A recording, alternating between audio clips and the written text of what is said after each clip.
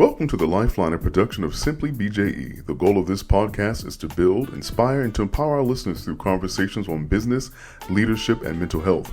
We invite you to follow us on Facebook, Instagram, and at www.simplybje.com/The Lifeline. Now, let's tune in for today's episode. Here we go.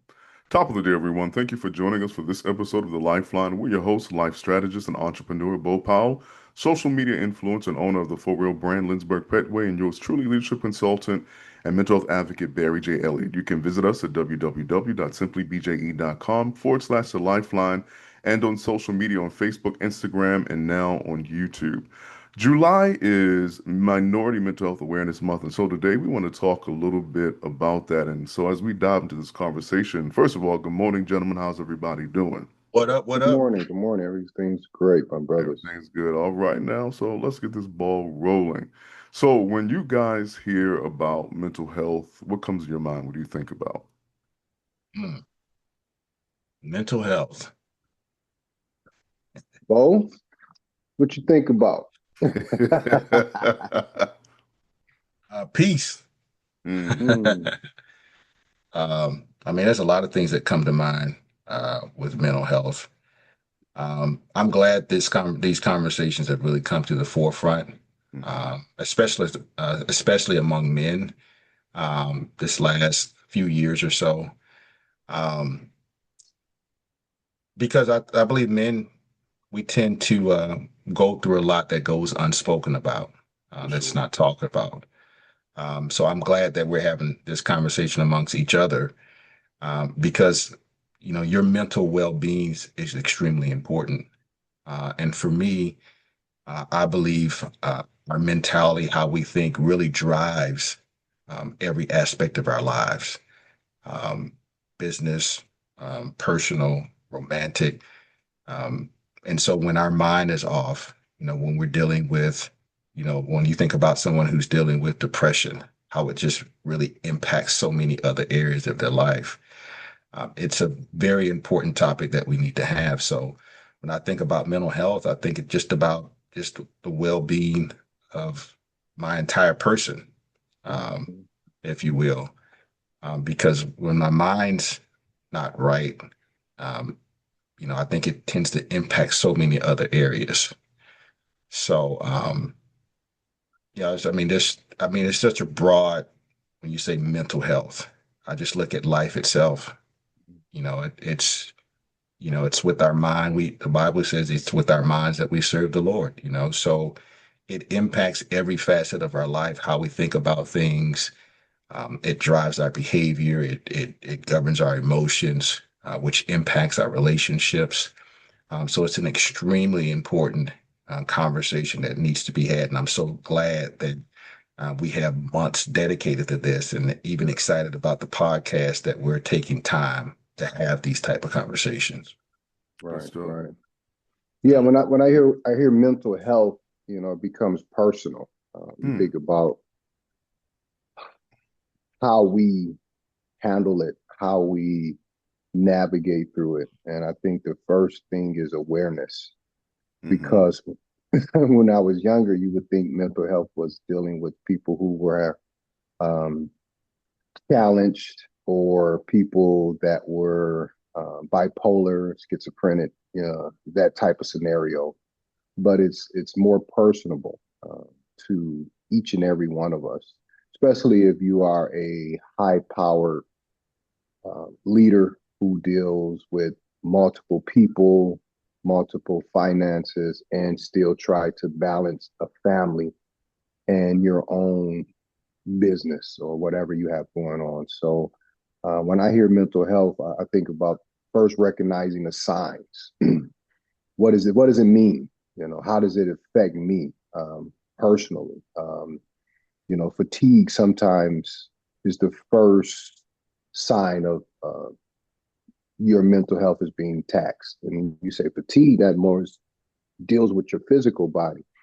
But you think about it, if you're tired, sometimes you don't think clearly.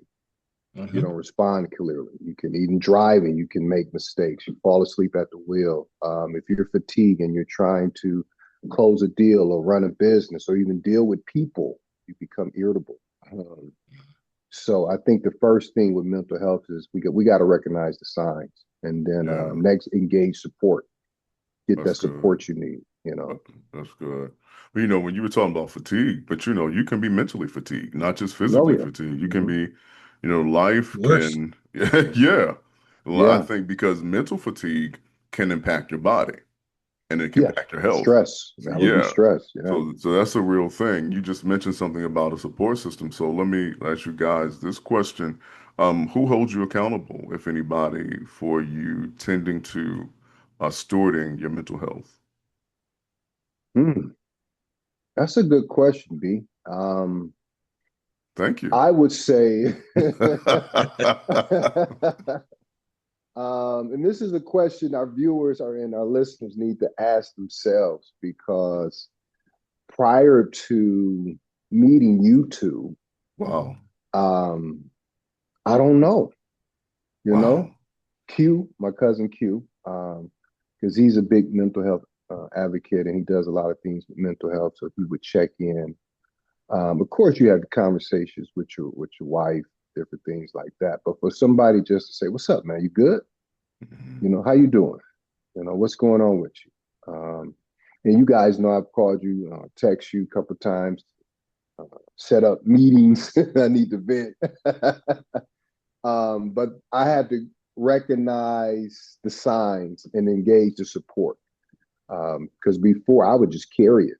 And even dealing with death of my two sisters, I would just carry it. Even going back to the loss of my father, not even knowing him, I would just carry it. You know, the death of my grandparents, just carry it. You just carry it, and you go out, play some basketball, lift some weights, different things like that. But I think when you say someone holds you accountable for releasing that, um, you know, that's a powerful statement. So I think our listeners need to kind of do an assessment and think about that and find somebody because I can truly say you two now, the last year and a half, which definitely helps. As we started this, I said I was going to call you. I didn't call because I know we was going to have the pre-show before, and we got that stuff that stuff off my chest. But definitely you two. It's an extremely good question. And because the thing about it is, so often when we hear about accountability, Hmm. it's really about accountability to getting something done, Hmm. right? Hmm. And we don't really recognize about some of that doing needs to be to rest and take care of yourself, right? And so I was just looking at on my Facebook timeline, there's a brother on there, who's keeping you accountable, to getting the stuff done and stuff like that. And I'm like, good Lord, man, we already got the demands and stuff like that, and I guess I Right. was just having a moment, but I'm thankful that, I got to give a big shout out to Pops, my spiritual father, mentor, Roland Sigler III, Dr. Roland Sigler III, prophet, pastor, friend, but he's always would be someone who would check on me, even when he was going through challenges in his own life. And so, and we have been able to be that for each other to check on, checking on your strong friends. But I'm grateful that God has added to that with you brothers, to, hey man, how you doing? Right. Are you resting or whatever? Because I don't think we really realize the importance of rest. Right. Right. Yeah. This grind culture that we live in, when really God has just called us to govern. Hmm. And we don't really recognize that, Adam and Eve's first full day on earth was in rest.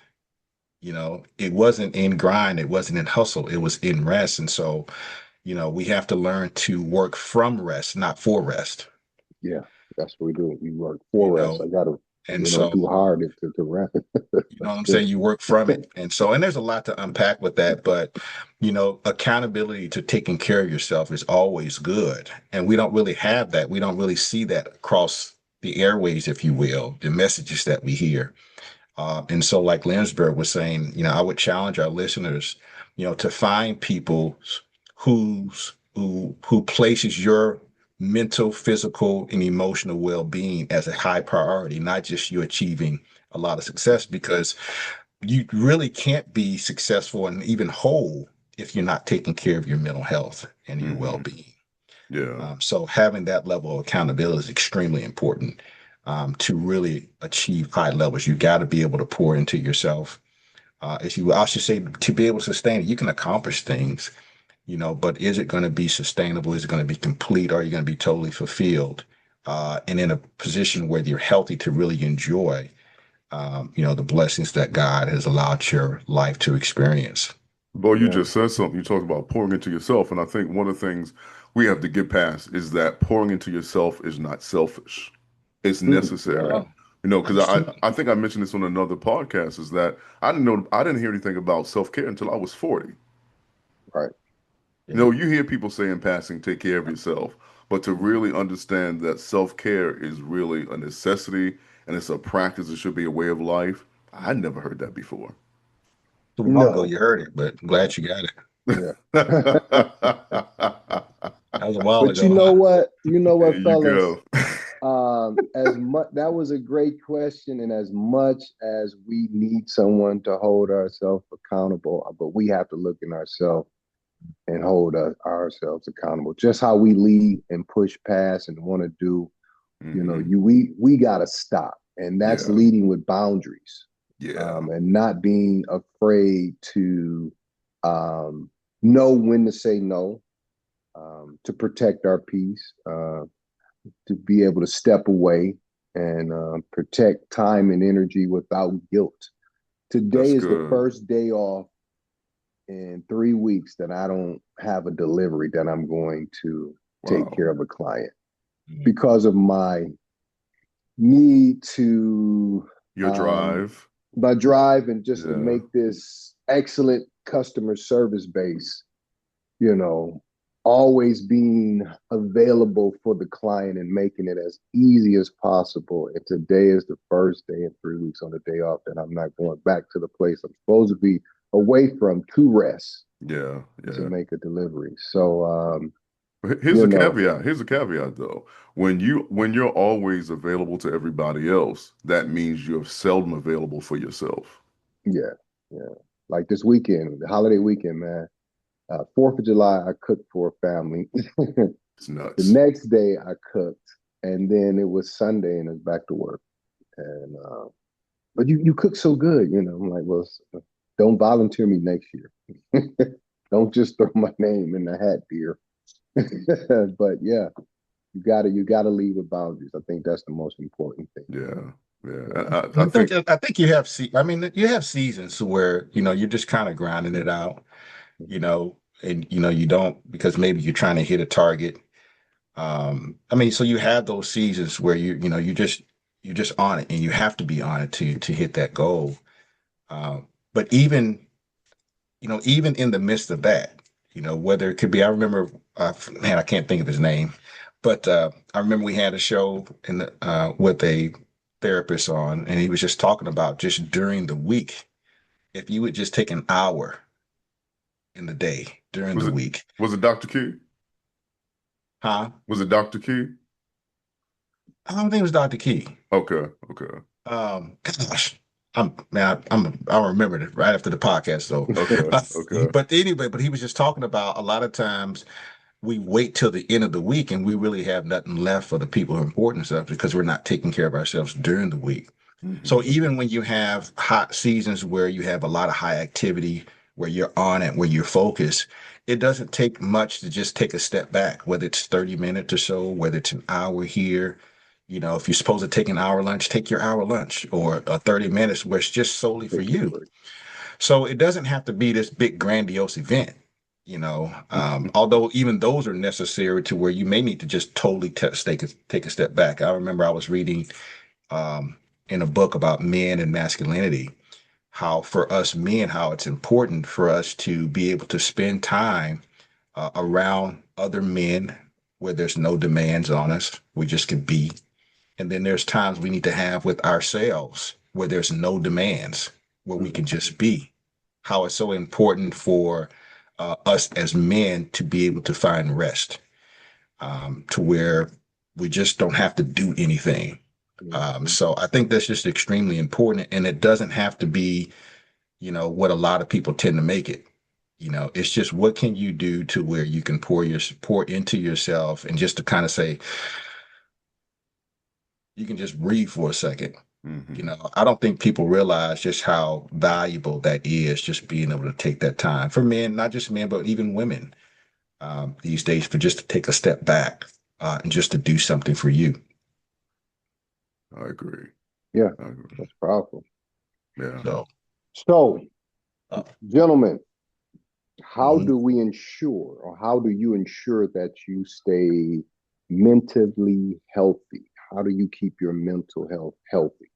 That's how do you make sure that it's operating at an optimal level? So I don't know if it was Bo or it was you, Lindsberg, but you talked about, I think it was you, Lindsberg, you talked about boundaries. And I think one of the things I think we have to do is we have to start seeing limitations as a blessing rather than a curse.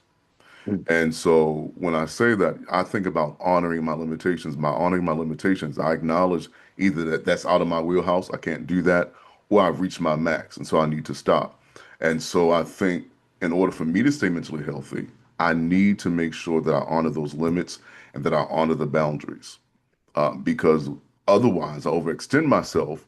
And if I overextend myself, I become overexerted. And once I become overexerted, I'm exhausted. So I think for me, those limitations, honoring limitations and establishing boundaries, for me, that is paramount for protecting my mental health. For instance, yesterday somebody called me about a church conference. And I said, okay, I'm going to give you 5 minutes. I said, because I don't talk about church on Mondays. And I said, I let him talk. I said, okay, well, time's up. I'll talk to you later. Because I had to set those boundaries. I can't, because I have to protect me. Because the thing about people, people will take as long as you give. And so at some point, you have to cut the dispenser off and say, I have to replenish. So Right. again, boundaries, limits, that's one of the main things for me as it relates to protecting my mental health. Yeah, I mean, I that's good. would underscore that.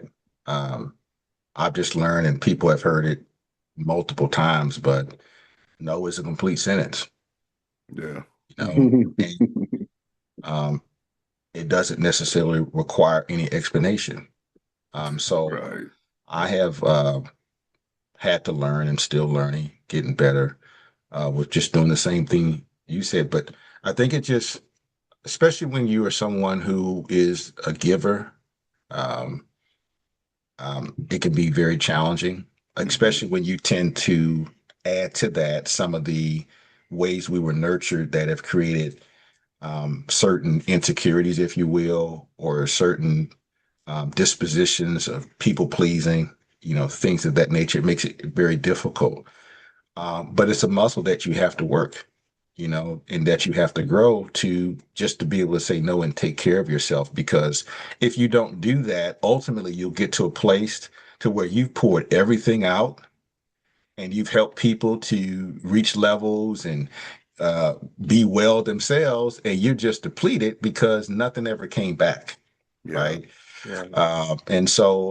But many times you've dishonored your own self by saying yes when you really wanted to say no, you know, and the situation didn't necessarily warrant you to say yes. It wasn't some type of life-threatening situation. It wasn't something that was dire or anything like that. You just didn't want to deal with the, you know, consequence or pain of quote unquote letting somebody down, not realizing you let your own self down. And it became a yeah, pattern. It became a pattern to where you ended up many times far behind where you should have been had you said no sometimes. Right. Because when you think about it, I was having this conversation the other day about what focus means, and we tend to say focus just say is always about what you say yes to, but really focus is also about what you say no to. yes, sir. Like, as a matter of fact, it's more about what you say no to because there's so many things that buys for our attention that can get us off course and off focus. So when you see people who have been able to achieve great things, much of that was attributed to their ability to stay focused, Hmm. and to, you know, guard. that focus, guard that purpose, which I think ultimately also, which is part of our mental health, is just staying locked into our purpose. Because I think you guys will agree, when you're doing things that are related to your purpose, doesn't it feed you? Doesn't it make you feel Absolutely. better? Right. You Absolutely. know, doesn't make you so. For me, I think part of that is my mental health is not just saying no, but staying locked in too, um, and just making myself as high a priority as I have made other people and other things in the past.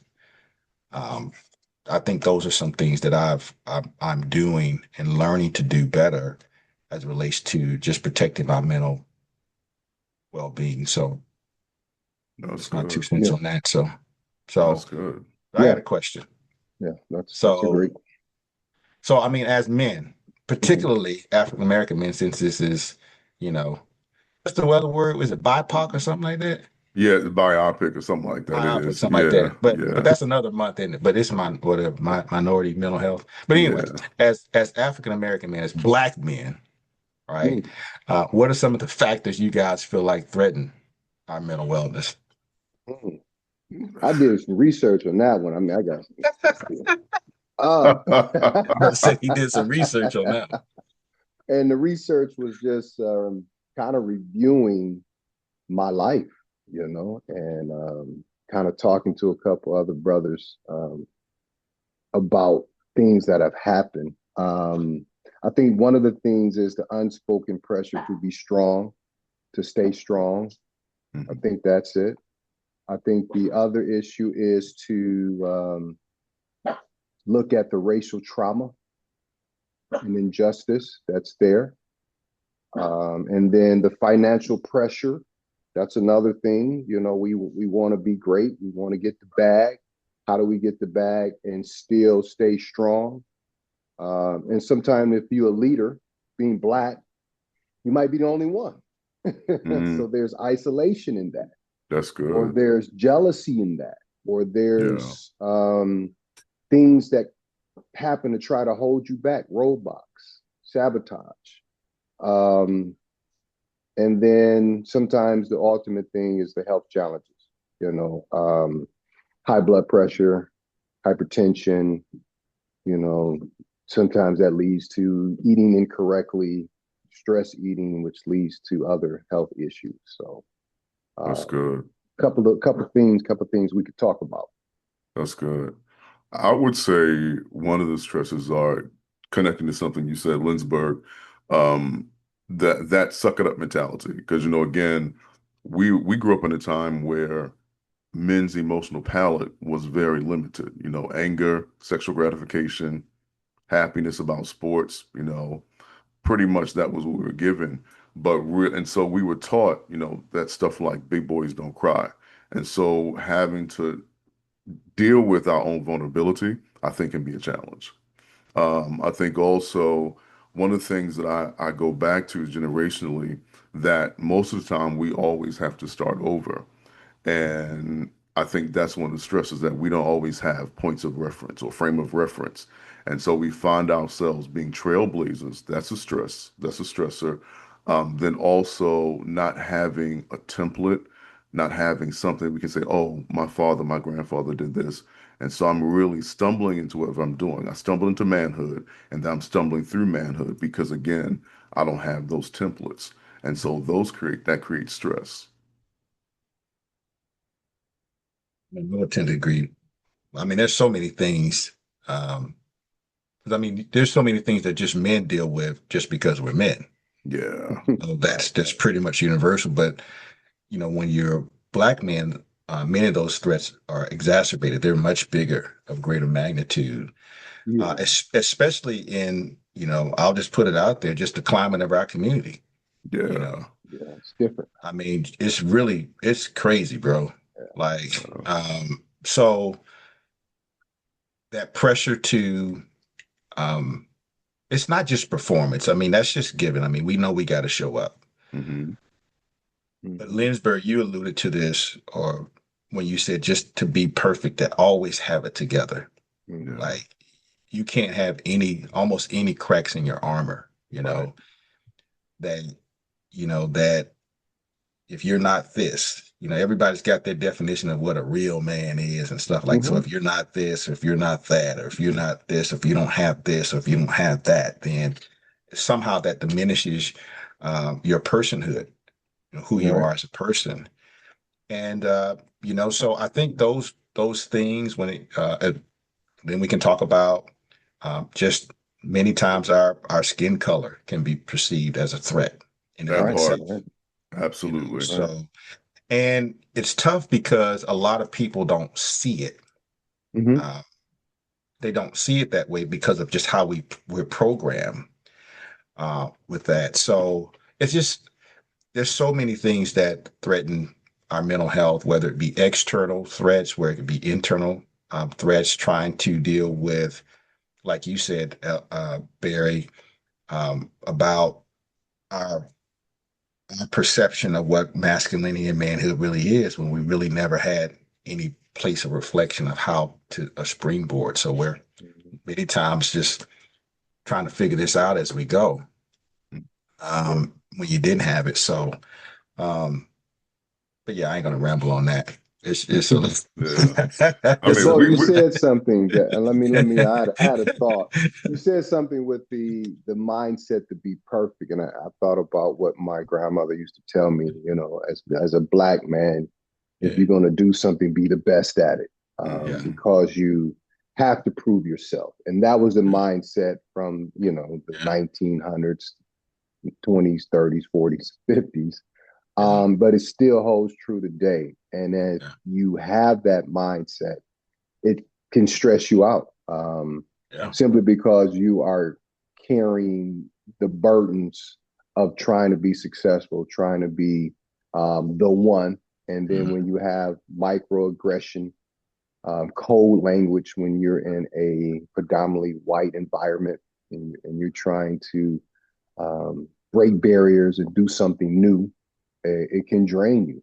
yeah, And that's one of the most important things to realize, that you have to, as I say, flush the toilet every day. You got to get rid of all of that garbage so you can step back the next day, and live life through experience what's next. Because if you keep carrying it on, we always been in the bathroom with a stopped up toilet. It's not a pretty sight, you know what I'm that's right. saying? And then it stinks. And then that's your attitude towards life, towards people. So you got to flush it and move on. Great analogy. That's an excellent, Vivid one. yeah, excellent analogy. But I was just thinking, as you were saying too, I think, if I were just to put language to it, I think one of the biggest threats to our, as black men or just the men in general, is just the threat of the consequences of deciding to just be yourself. Mm. Um, and I think I was thinking about that this morning too, and what we're talking about as far as being perfect. It's just being yourself, and Mhm. embracing that, you do have certain weaknesses, that you do have things that you're not as strong in, Mhm. and that's okay, Hmm. right? Because that's where partnership and stuff comes in. That if I have weak areas, I can lean on you for something, or lean on Lynchburg for something.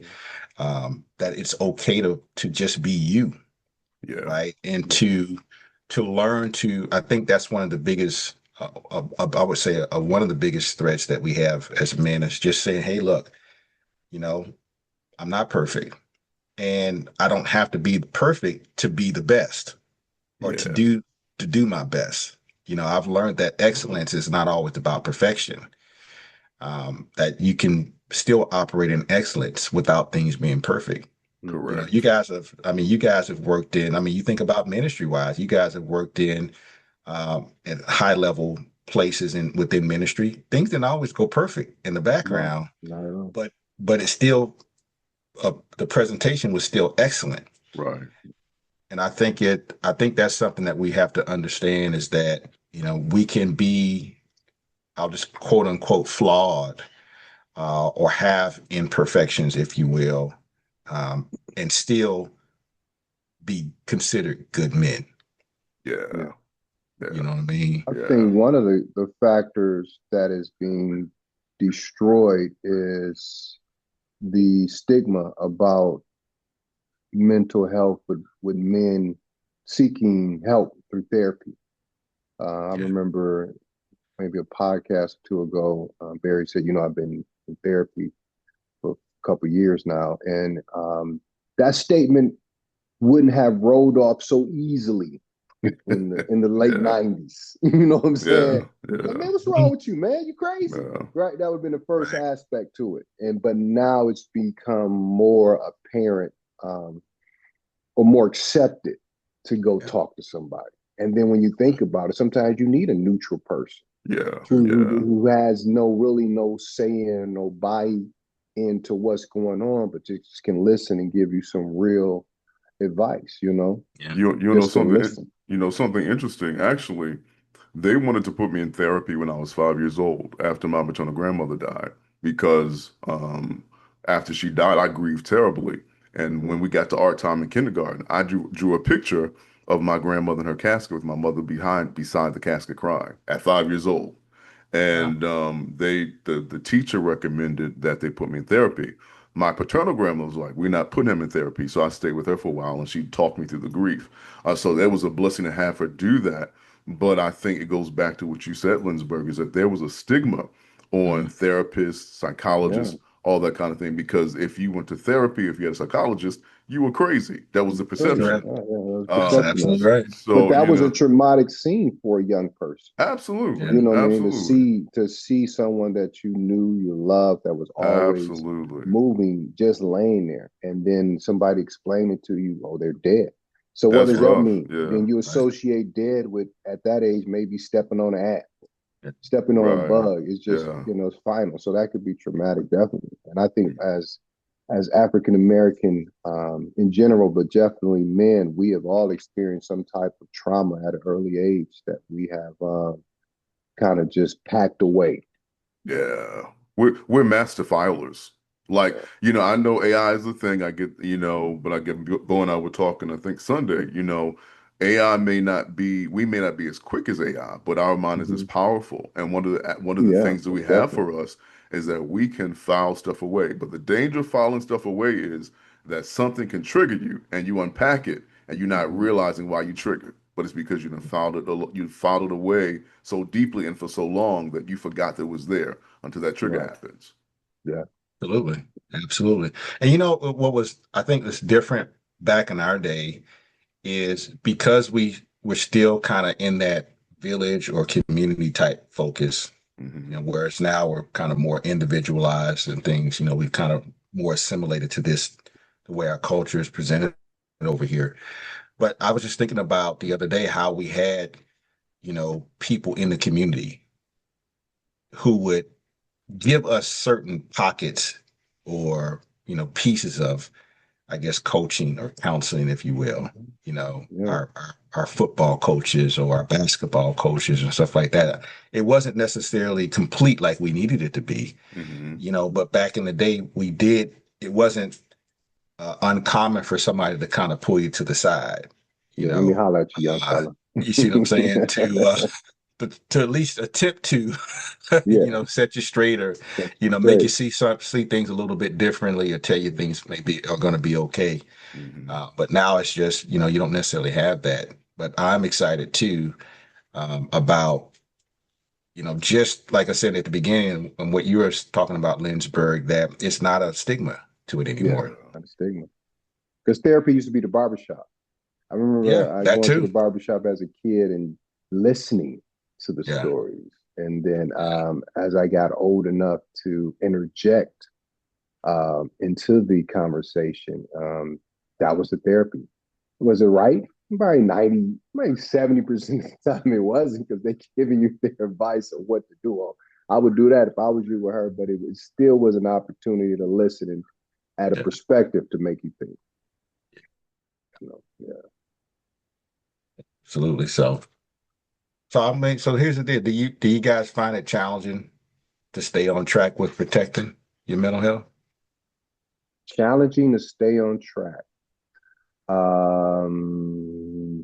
Yes and no. Yes, because we're always on trying to be the best. So it's challenging, but no, because when it hits you, you kind of like, okay, I gotta chill. I gotta relax. Um, for example, yesterday, no, Sunday, it was another family event. I told my wife flat out, I'm not going. No, no, no, no, I'm not going. I've been busy all these other days. I'm gonna take care of this and I'm gonna sit here and chill. And that's what I needed to do, you know. So I felt it important to take the opportunity to chill because I needed that rest. Um, so yeah, challenging, but when it hits you, hey, I've learned you got to take it. If Yeah. it's a massage, if it's a manicure, pedicure, stretch therapy, sauna, cold plunge, those things. Sometimes just even sitting in the car, with the windows down, listening to some word. And you might doze off, but you wake up out of that 22-minute nap, like, let's go. 22 So yeah, minute nap. 22, you feel like an hour, like, dang, it's been an hour, it's only been 22 minutes. Oh man. I don't find it hard, not anymore. There are moments where I think it becomes difficult, like in those moments where you feel overwhelmed by life. It can become difficult in those moments. But in general, in terms of protecting my mental health and making sure that I am diligent about taking care of me, nah, it's not a problem anymore. And don't feel guilty about it. And But see, I have a different, I wouldn't say vice or responsibility. I had to check myself because I was getting frustrated with the responsibility of taking care of my mom, gentlemen. It I was get that. just, it was to the point I'm like, I gotta go down here and do this. And Yeah. it was just like, but I had to respect it, Yeah. because my best man, in my wedding, he's a little older. My big brother, his mother died. And he, every time I talk to him, he said, give mom a kiss, what I wouldn't do to have my mom here again. And I told him the stress. He said, I understand, little bro, but um, that's the grace God has given you. So, take those couple of minutes, seconds to be upset and shake it off and get back to it. So Yeah. I really had to do that. And it is a grace, but it's also a responsibility. Yeah. Caregiving is no light thing. Yeah. And I was mad at the others because it's like, why is it all Yeah. on me? Yeah. I get it. But so I mean, but that's those are real emotions, bro. And Yeah. while I can appreciate the sentiment, because normally when people have lost their mother, they tend to operate from that place. Oh man, you better enjoy it while you can, Mm-hmm. whatever.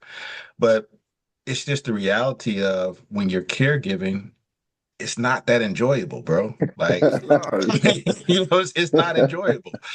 It's Work. Yeah. mentally, emotionally, and even physically taxing, Mm-hmm. bro. Yeah. So I don't necessarily agree with that sentiment.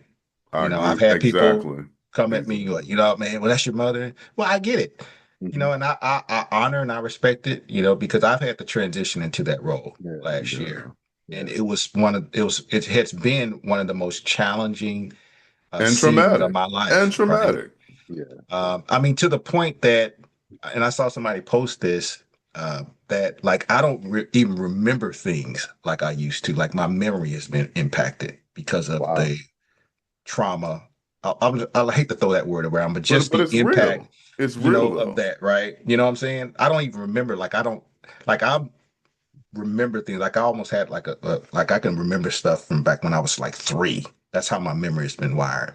And so now it's been even challenging to remember certain things just because of the stress of, caregiving along with all the other responsibilities that I have, Ability. especially being a business owner. Yeah. Right.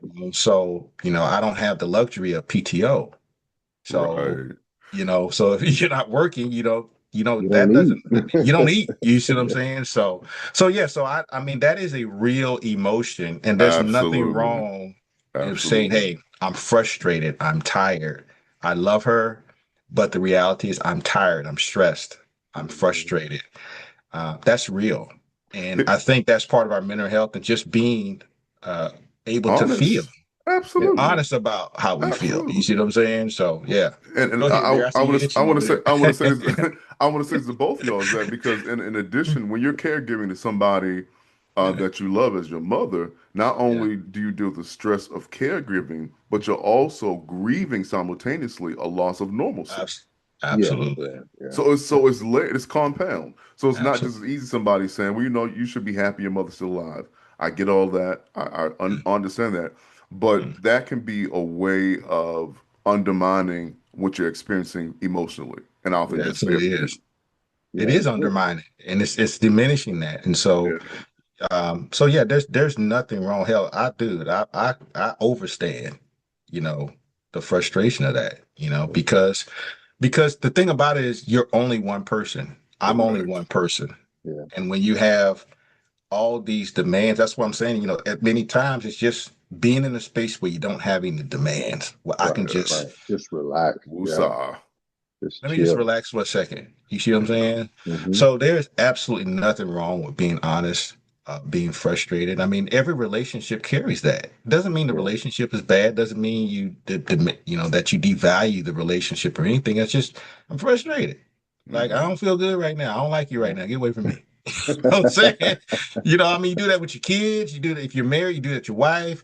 You Hmm. can do that with your You need that friends. space. Yeah. You You just need just a like, hey space. man, right now I just need some space, bro. So Mhm. it's kind of like, and I'll give a shout out for this book too, but I'm reading right now From Broken Boy to Mended Men and to Mended Man. But it was just talking about how, as men, many times, because we've been taught this, like, if your parents weren't there for you or something like that, it says, hey, just give them grace because they were doing the best that they could, with what they had. If they'd have known better, they'd have did better. And that's absolutely true. True. Right. But you can't negate the fact that they were not there for you, that they failed you. It's kind of like the way I look at it, it's kind of like if I'm outside cleaning my gun and my intention, I'm just getting my gun clean, but it goes off and it hits you. I didn't intend to hit you. I didn't intend to shoot you to and hurt you or possibly even kill you, but I can't just diminish the fact of the impact that hey, I got shot. Yeah. Right. I got hurt in the process, even though you didn't necessarily intend to do it. So, we've kind of created this culture, if you will, to just always extend so much grace and to look past the impact Hmm. of what happened to us.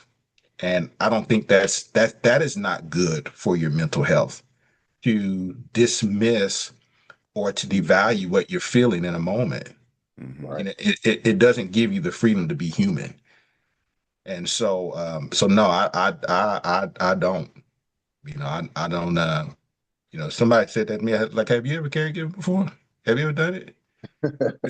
Because the thing is, I'm starting to find my tribe of people who've actually had to take care of their mom, and we all can. There's an unspoken language that we all understand that we don't have to say anything, and we're like, oh yeah, bro. Yeah. Yeah. You I ran already into a know. brother at church. He's like, man, oh yeah, bro, that's tough. You know, when a brother says, "Oh yeah, bro," when they Yeah. start leaning back like that, it's real. Right. So, Right. man, don't apologize for that, and don't Absolutely allow not. anybody to talk you into dismissing how you feel in the moment.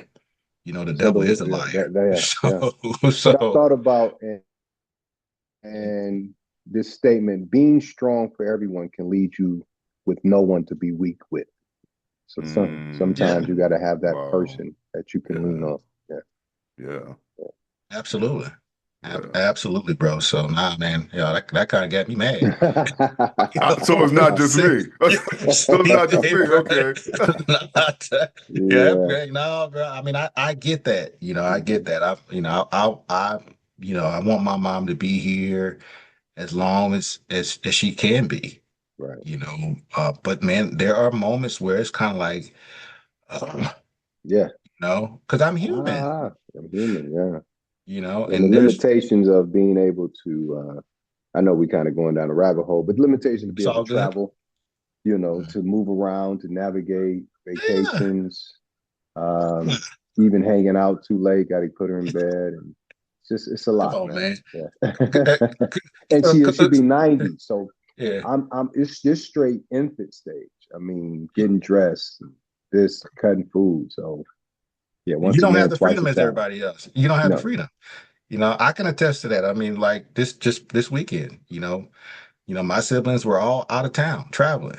Mhm. Nobody said anything to me. I didn't even know. I found out, from my mom that they're out of town. And my first thought was like, Bo dang, got it. Then he's like, Bo straight, he got it's it. like Bo dang, knows. and I didn't say dang, but we on the air, so I'm gonna say dang, but it's like Bo knows. I can't just up and leave when I want No, to, you not at know. all.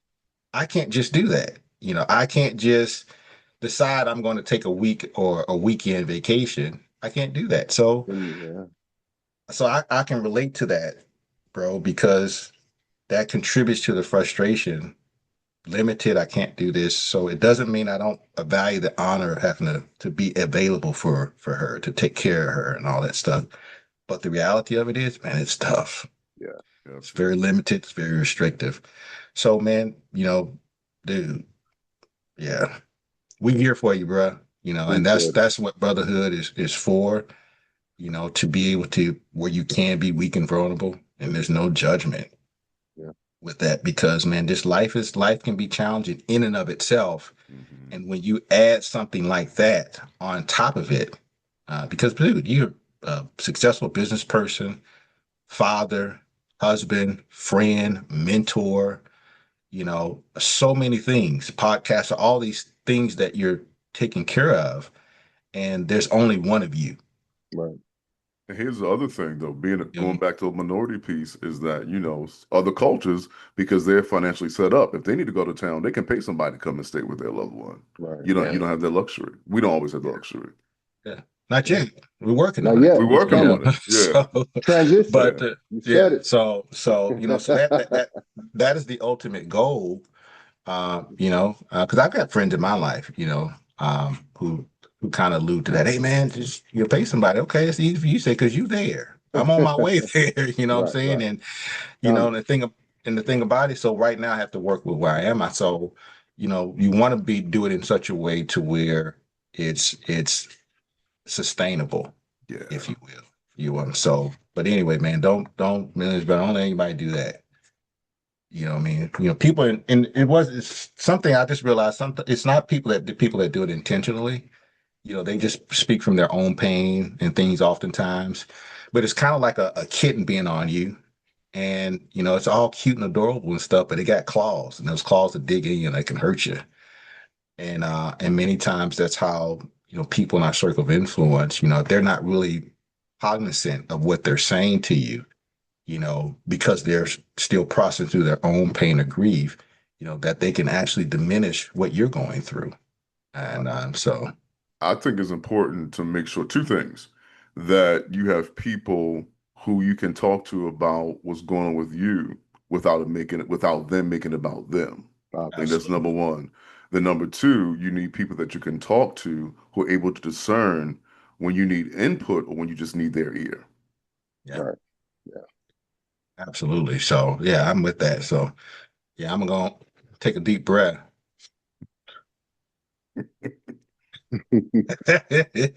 That bothered me a little bit. But I anyway, appreciate any it. final thoughts, fellas, about mental health, men's mental health, closing remarks? Lynchburg. Um, yes, if you don't take care of your mind and your body, your mission, the mission stops with you. You know, That's good. success without rest is survival. It's not abundance. So Wow. got Mhm. to get the rest. Oh, he won't be profound today. Okay. Hey, Those would be my two that I would Okay. drop with. Yeah. Got to get Mic the drop. rest. Mic drop. Mic drop. I have nothing to say after the bishop has spoken. that was very, very profound. Yeah. Well, we're gonna end with that. That the mics drop, edge drop. So anyway, this concludes another episode of the Lifeline with your host BJE Lindbergh Petway and Bo Powell.